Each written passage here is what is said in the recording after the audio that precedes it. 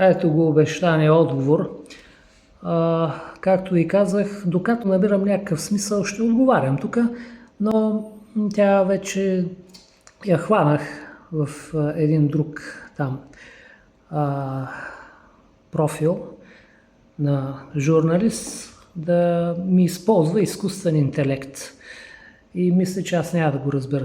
Ето тук как си призна това нещо. Сега това аз даже няма и да го изследвам. Тя ли го е писала, изкуствен интелект ли го е писал, но ще взема да отговоря. Аз и на това с изкуствения интелект, което 100% се оказа, че не го е писала тя. Ще го отговоря и него, ма викам, то все повече и повече се изчерпват нещата с тази личност тук. Между другото, тя твърди, че не ми гледа отговорите. И аз наистина се надявам, че е така, защото това е много досадно ти да отговаряш на някой и да мислиш, че самия човек ще използва собствения си акъл, собственици, както аз правя в момента. Виждате, говоря на примависта, не гледам от никъде, не чета от никъде, да ти вхвърли някакви такива графомански текстове и то написани от изкуствени интелекти, то няма смисъл. Аз имам достъп до най-различни китайски, английски, аз ако искам си говоря с такова нещо, аз си говоря. И така. Но за сега продължаваме тук.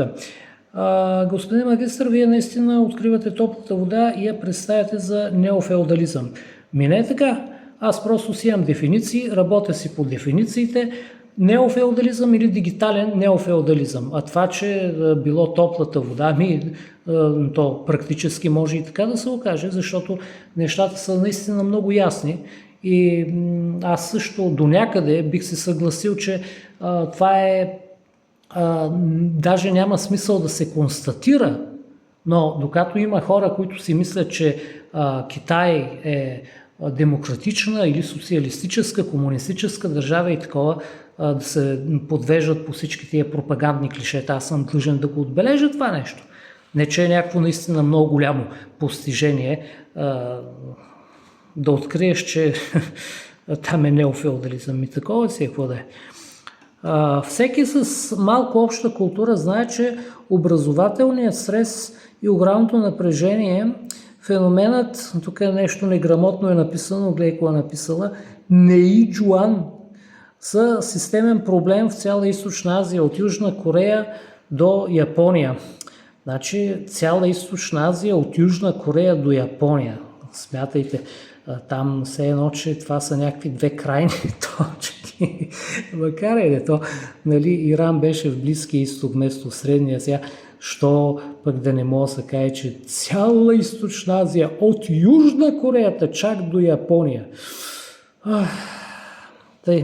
Значи това Неиджуан, което го е написала, не се казва така, става дума за Нейджуен на китайски, но това наистина тук е само за по-така хора, които наистина разбират от китайски език, от изтока. Сега, да ви обясня. Наистина в тези райони, и то не само там, аз бих включил и някои други, и не само в Азия, но да не ви занимавам.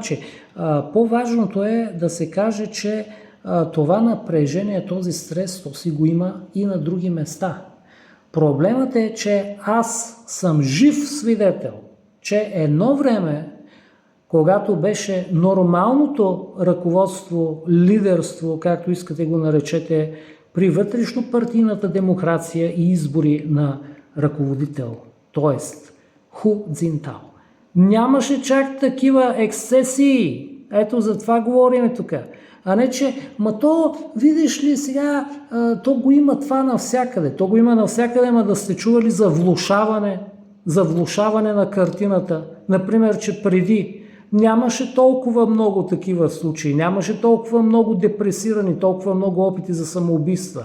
И като отидеш малко по-нататък, нямаше толкова висока смъртност в Китай. Просто нещата се влошават Това искам аз да кажа. А не да ми се каже, той на други места така има. Значи то не са брои това, че Си Цзинпин направи една наистина процъфтяваща държава, да бъде срам за всеки, който се е надявал, че Китай ще се развие като наистина една република, като наистина една социалистическа или поне стремяща се към истински социализъм държава. Тук е проблема. Така, после, да използвате емоционалното състояние на едно 12-годишно дете от Хайнан, за да доказвате политическите си теории, е не само професионално неграмотно, но и етично дъно. Сега, тук ще включа някои неща, за да видите пълната несъстоятелност и пълната простотия на казаното тук. Така, ето вижте кой използва деца за пропаганда. Лили Иванова. Това е дете с глас, с лице. Аз въпросното дете от Хайнан съм го дал само като чат, само като никнейм. Тоест, няма лице, няма лична информация, няма глас и така нататък. Така че, виж кой се намерил да ми говори точно на мен за използване на деца за пропаганда и за етика и морал, моля ти се. Значи, първо, това тук, нали, го пишеме точно във връзка на това, че един човек, наречен Лили Иванова, ни слага едно момченце, което сигурно е и по-малко от 12 години, доколкото виждам, и с арабски произход, нали, плаче. Това какво дъно е и какво, нали, говорим. Второто нещо, това 12 годишно дете от Хайнан, аз даже не съм му показвал лицето, както въпросната Лили е показала там и глас, и лице и така нататък. Това е просто анонимно, без име, без лице, даже мисля, че и никнейма не се вижда на това, така че какво съм използвал? Аз не съм използвал нищо. Аз бих се съгласил, че е използвано, ако кажа, ето, примерно, тя се казва еди как си и това е в еди кое си училище учи и това е точният никнейм и така нататък. Какво използвам аз? Нищо не използвам. Пълна дискретност и така.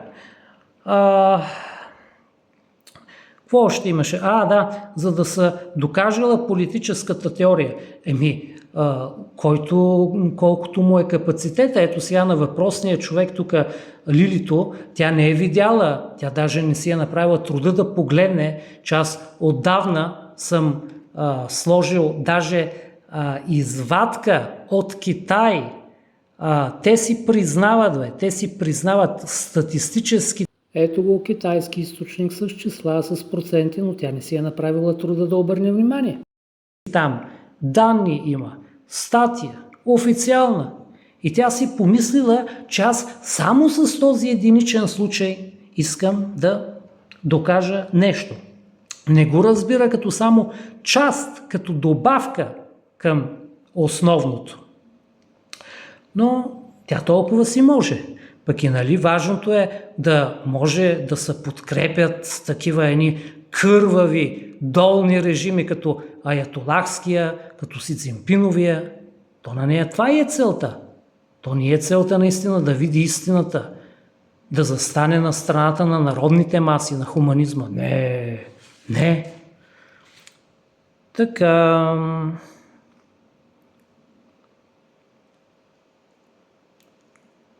Ето фактите, които вашите 5 дипломи удобно пропускат. Логическа нула! Да правите генерални заключения за милиардна държава въз основа на един чат с шестокласничка е статистическа пародия. Тук отново искам да ви напомня, че тя просто толкова е капацитета, нали, на Лилия или каква е там. Тя не може да разбере, че един пример и той даден в контекст, той даден във връзка и с статистика, и с други неща, които съм казвал, има своята тежест Не е единично това нещо. Аз даже се чудя тя дали е изгледала цялото видео, дали е видяла и други, които съм правил и така нататък. Тя твърди, нали, че не ги гледа. И по тая логика пък съвсем няма никакъв хабер какво се е изказала или по-точно какво е написал изкуственият интелект. Аз ви казвам, това даже няма и да го проверявам доколко тя го е писала, човек ли го е писал или така. И така. Значи, това за хората, които, нали, са по-така мислещи, по-навътре в науката, да кажа, че ако наистина даваш само един пример, само с един човек, това не е показателно. Обаче, ако го дадеш с други примери, с статистики, това вече си е напълно признат метод. То се тръгва, нали, от единичното и се върви към общото. Това, знаете, в логиката има такива неща, които, нали, знаете ли как се казват? За домашно. Индукция, айде, няма да ви мъча. Индукция, дедукция. Тоест, това е индуктивното, когато от примерно 1, 2, 3 и лека по лека надстрояваш нещата. А то в случая даже не беше и точно индуктивно, защото аз съм представил и статистики и всичко, особено в контекста, нали, в връзката с другите неща. Аз като наистина един от добрите, образованите и самообразованите учени и философи, мога да ви потвърдя, че никога не бих ви казал, че съм видял само едно нещо и съм си направил извода само по това нещо. Това само в такива едни объркани възприятия и такива, нали, недоучили съзнания може да се появи като грешно заключение. Така, това се нарича анекдотично доказателство и е първата логическа грешка, която се учи в университета. Много знаете какво се учи в университета. Ако дете в САЩ е стресирано от изпити, това означава ли, че демокрацията им е фалирала? Да, какъв хубав риторичен въпрос. Първо, няма нищо общо това в демократични държави, където поне на някакво ниво могат да се избират лидерите и политиките, да ги сравняваш с Китай, Иран, Путинова Русия, Беларус, Турция и така нататък, където няма. Там, примерно, хората могат да са стресирани, обаче те, родителите им, могат да гласуват, да изберат нещо, като видят, че нещата се влошават, пък да се подобрят. Докато в Китай, като се влошават тия неща, конкретно с стреса, депресиите, самоубийствата, особено при млади хора и така нататък, там вече няма как, защото за един протест, примерно, могат да те застрелят или да те вкарат в затвора до живот или за много години и така нататък. Тъй, че въобще няма смисъл да се задават такива дори на риторично ниво въпроси, но то ако са стресирани в САЩ. Избирателен хуманизъм. Нивата на депресия и самонаранявания сред тинейджерите в демократичния Запад са плашещи, но вие не правите анализи за тях. Просто първо на мене интереса ми е към изтока. Много ясно, ето това е вярно, че аз не правя толкова анализи за Запада, защото на мен не ми е интересно и аз цял живот си живея на изток.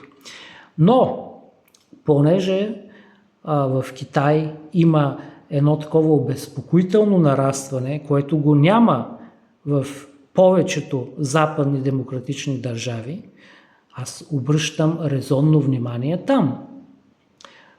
И най-малкото Китай, освен този проблем, си има толкова много други, че наистина моята грижа за китайския народ е много по-разбираема, отколкото моята грижа за някой народ, който живее в що-годе добра демокрация, като например френския или исландския.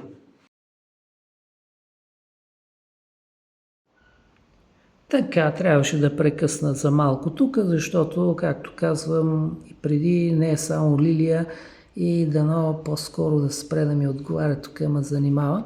Но ето, отговарям тук на тия повърхностни работи, защото в YouTube Китай носи повече гледания от реалните проблеми на децата под носа ви. Ха-ха-ха! Ето за тези, които се интересуват, при мен няма скрито покрито, може да видите всичко свързано с Китай, не носи почти никакви гледания. Гледайте каква смешка. Може да видите, че от видеотата, независимо дали са за Китай или не са за Китай, като е на български език и е видео, а не шорт, и почти не идва нищо. От тия гледания, аз ако разчитам само на тях, аз ще стана като Свети Иван Рилски. Както и преди съм отбелязал, за сега между 2 и 3 американски долара на месец почти нищо не се изкарва от това нещо. Ако някой си внушава, че аз говоря за Китай от тази гледна точка, на по-грешно ниво няма как да е. Сега, говоря за Китай, защото, пак казвам, аз от малък си го обичам, живях почти 20 години там и най-накрая много аз и милиони други хора и стотици хиляди чужденци, айде да не са стотици хиляди, имам предвид от стотици до хиляди чужденци, пострадахме много от идиотската политика на Си Цзинпин с тия ковиди и желанието му да изтребва целия вирус COVID-0 и унищожаването му на редица бизнеси там и опустошаването на свободата като цяло, въвеждането на най-различни ограничения, съсипията на ниво от икономика до психическо благополучие на децата в училище, всичко. Ето за това говоря, иначе някой, ако мисли, че много ще изкара така, да опита. Може да видите. Така. Вместо да защитите детето като педагог. Между другото, това за подноса ми, че то тук под носа ми повечето дечица са доста щастливи, защото най-малкото тук може и да не е някаква цветуща демокрация, да е хибридна демокрация и така нататък, обаче няма някакъв такъв недообразован сатрап като Си Цзинпин, който да влошава живота на хората. Тук поне им дават на хората много голяма финансова и религиозна и бизнес свобода. Свободата на словото, нали, може и да не е перфектна, но в сравнение с Китай е на светлини години. Децата не ги претоварват чак толкова много, нито с учебния материал, нито с тия неуредици в обществото, каквито щат не щат изпитват в Китай, така че под носа ми. Отделно, както всеки е гледал, аз тук винаги съм давал каквото мога на дечицата, особено на по-малки, на по-бедни, такова. Аз съм си деца, вика, подкрепящ индивид. Аз съм с добро сърце, нали. И спрямо бедни хора, нали, защото аз не ги деля на деца, на юноши, на възрастни, такова. Който е в беда и на който мога да помогна, ето давам примерно дрехи на хора на всякаква възраст, храна също съм дал и така нататък. Тъй, че точно тая да ми разправя сега, че аз не се грижа, аз се грижа и на практика, не само на теория. Така, значи да защитите детето като педагог, вместо да го защитите като педагог. Аз как да го защитя като педагог? То детето си има родители, настойници, има си там полиция и така нататък. Ако той има нужда и ако ме помоли за помощ, аз, макар че не живея вече в Китай, бих сътрудничал. Но аз какво мога да направя? Да отида и да ударя два шамара на Си Цзинпин ли? Нали, точно е това, аз се опитвам да внуша, да обясня на хората, че там е ужасно и който с каквото може да помага по света, нали, тези сатрапи, тези неофеодални, гадни, кървави режими да си отиват. Но аз не съм всемогъщ. Така че това са някакви такива инфантилни неща, които ми се казват. Вие го превръщате в експонат в онлайн видеото си за лайкове. Да, това без всякакъв коментар, защото аз нали вече достатъчно коментирах. Смехори и пълни. Това ли е вашият фабиански хуманизъм? Едва ли си дава сметка фабианския хуманизъм какво е. И точно е това, ако задълбочите и видите връзката между критикуването на нечовешките режими, които се представят за комунистически, и този истинския фабиански социализъм, който реално се грижи и полага и постига резултати за подобряването на положението на хората, но пак казвам, не е за всеки, особено не е за нея, за Лилито. В никакъв случай. Явно вашата философска система се крепи единствено на това да търсите черното в екзотични страни. Черното в екзотични страни. Тук върви, че разбери. Китай екзотична страна ли се брои? Второто по големина населението. По-скоро Лилито като българка е екзотична, отколкото китайците. Това е най-голямата грешка. Една китайка справо се бунтуваше срещу такива като тая Лили. Дет вика, аз не съм екзотична, бе. Моя народ е с пъти по-голям от твоето. Ти по-скоро си екзотичен. Нали? Ставаше въпрос, че една китайка спори с един западняк. Тъй, че екзотичен. Боже. Не е добре работата, колкото толкова. Докато наричате трагедиите в България, ранните раждания, малцинствен въпрос. Ами аз ги наричам правилно тези ранни раждания, малцинствен въпрос, защото тя Лилия, нали, това, който следи, знае, нали, да не се правите така се измъква като еди-кво си от еди-кво си. Тя каза за махалите, вика в България в махалите, защото аз много неудобно и посочих така за нея истината, че тя вика, Епштайн на Запад, и аз си викам, да бе, ми в Иран, където може на 13 години да сключват брак и един мъж да има 4 жени 13 годишни, че даже и на по-ранна възраст с одобрение на ходжи имами и всякакви там, които имат шиитски, мюсюлмански авторитети. И тя почна в махалите. И аз това и казвам, че махалите, те се водят малцинства. И ако иска да си поговорим и за малцинствата, може. Обаче тя не смее, защото там пък вече ще излезнат още по-неудобни истини. Как в тия сатрапи малцинствата ги нямат за нищо и какво се случва понякога с членове на малцинствата. И в същото време до една добра степен колко повече права и свободи имат малцинствата в България. И така, ето е това казвам. Не, че тя тук се опитва да го преиначи, че едва ли не трагедията с ранните раждания в махалите, което според нея сигурно махалите не са малцинствен въпрос, както и да е. Няма смисъл да се занимаваме с такива неща, защото знаете, има там поговорки, че така, няма нужда от повече видеа и покани за абонамент.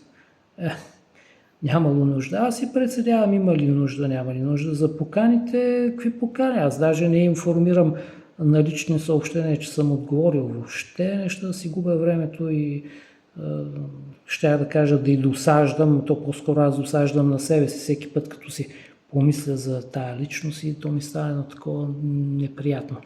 Така, вашият капацитет се видя, той се простира до там да размахвате лични чатове с деца. Глупости. Няма такива работи.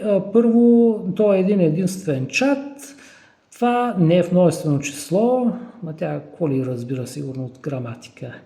Не разбирате за това чатове. Чат, както и да е, не е си проблем. За да се чувствате значим пред залеза. Така.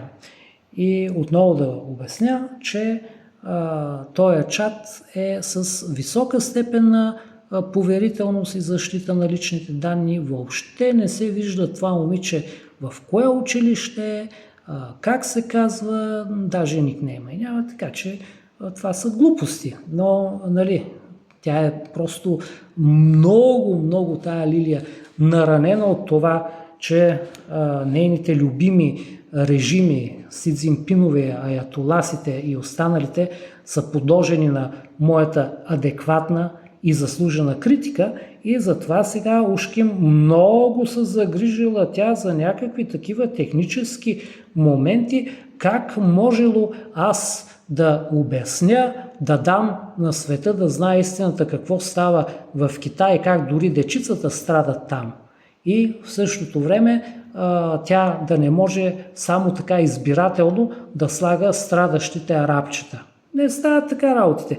Или искаш благото на всички, или не. Ето аз казвам, аз искам благото и на иранския народ, и на китайския народ, и на руския народ, и така нататък. Не само като не. Ма те, уния там няма значение, нали? Те са си супер, всичко е идеално, трябва да стоят вовеки тия неофеодални мръсници, а пък в същото време дай да критикуваме само Израел, дай да критикуваме само Щатите, дай да критикуваме... Айде не на мене тия. Кой се чувства значим? Аз няма смисъл да се чувствам или не. То фактите си показват, то се вижда кой доколко е значим. Който цял живот учи като мен и така, се му личи и по стил, и по знание, и по изказ и така нататък. Светът е много по-голям от вашите скриншоти. Той може да е много по-голям, ама в науката има едно такова нещо, което се казва, нали, модел. Може да имаш модел за нещо, т.е. да имаш верен модел. Моделът винаги е по-малък от това, което представя. Например, на географска карта си представи, тя, нали, не е точно толкова голяма, колкото мястото, което е нарисувано на нея. Но все пак можеш да придобиеш представа. Тъй, че скриншоти за тия, които могат да си правят индуктивните умозаключения, за тея може и да не е. Какво правим? Толкова си можеш. Бъдете живи и здрави, аз приключила другия път. Там пак трябва да й отговарям на едно писано с изкуствен интелект, дето ви казах. И накрая, господин магистър, дека ви сваря малко на земята. Точно пък ти ще ме свареш. Не сте единственият с образование в този чат. Ма ние тук си чатим, бе. Виж какво нещо е. Даже не прави разлика, ама както и да. Аз също имам 3 дипломи и владея 3 езика. Да, тук айде да се усъмниме малко. Човек с 3 дипломи и да ми плёска там генерирани от изкуствен интелект неща и да мисли, че аз няма да се усетя. Баш пък тия с 3 дипломи така, ама ако ще да има и 50 дипломи, то се вижда самото ниво, самите установки, ако щете. Така че аз се усъмнявам в това нещо, но и да ви кажа, не ме интересува. Ако тя реши да застане като мен с гласа си, с лицето си, с дипломите си, да ги покаже, такова да ме убеди. Но пак, като знаем и в днешно време какви хора имат дипломи, то не е нещо, което... Пък и до тук остава едно казване. Той аз мога кажа, че имам 30 дипломи, ама какво? Така, не изпитвам нужда да ги размахвам като знаме пред всеки залез. Него тук пак нещо явно има халюцинации или той момиче. Какво е? Къде съм размахал пред залеза дипломи? Вие такова нещо да сте видели? Така. Не е добре, не е добре. На 37 години съм. Какво като си на 37? Аз съм пък на почти 51. Тук на години ли ще се мерим? Достатъчно зряла, за да различавам кукото философстване от истинския капацитет.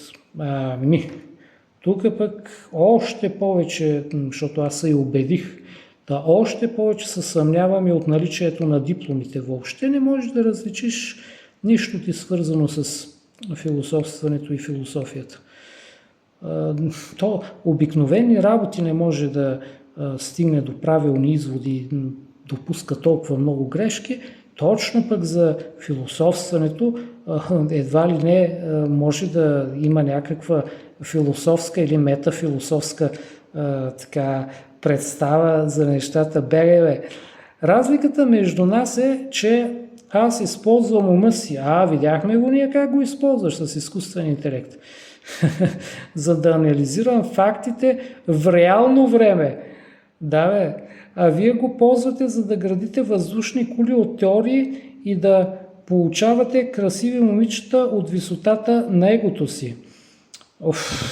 То за красивите момичета няма лошо, защото точно такива като нея, като ним играеш там по свирката да викаш колко велик е Путин, колко велик е Аятолаха, колко велик е Си Цзинпин, Ким Джон Ун и така нататък, почват да обиждат, аз тия дни имах случай, почват да обиждат, че си джендър, че си хомосексуалист, така че аз си признавам това нещо, че аз така много искам да се занимавам основно с красиви момичета. Ето, това е вярно.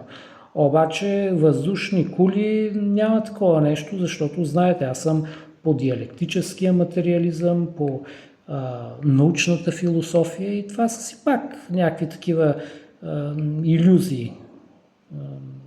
В нейната глава това са някакви илюзии.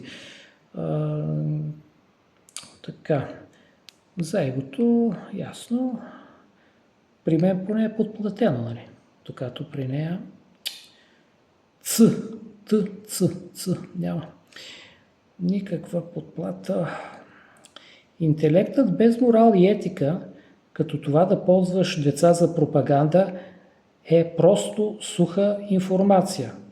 Ама как морал и етика? Нали точно е тия аятоласите, които ти защищаваш, използват деца с автомати и за живи вериги.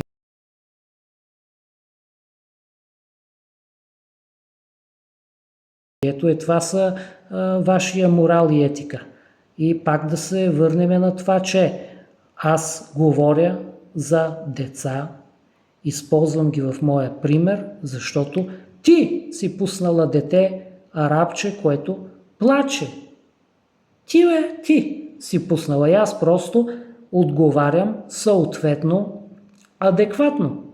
И после, значи само ти можеш да използваш деца за примери, пък аз не мога да използвам деца за примери. Яо лево, бе! Така, спесете си следващото видео. Ще си правя каквото си искам аз. Аз съм казал, докато намирам смисъл, ще отговарям. Вашата академична арогантност вече не е интересна. Тя е просто прозрачна. Приятна вечер. Сега, арогантност има само при тебе, и то хората го видяха. При мене може да има академично, но няма арогантност. И какво ти е интересно, много слабо ме вълнува и прозрачно стана при тебе, че се изложи, че използваш изкуствен интелект и мислиш, че аз няма да разбера. И така. За сега толкова. Чао на всички.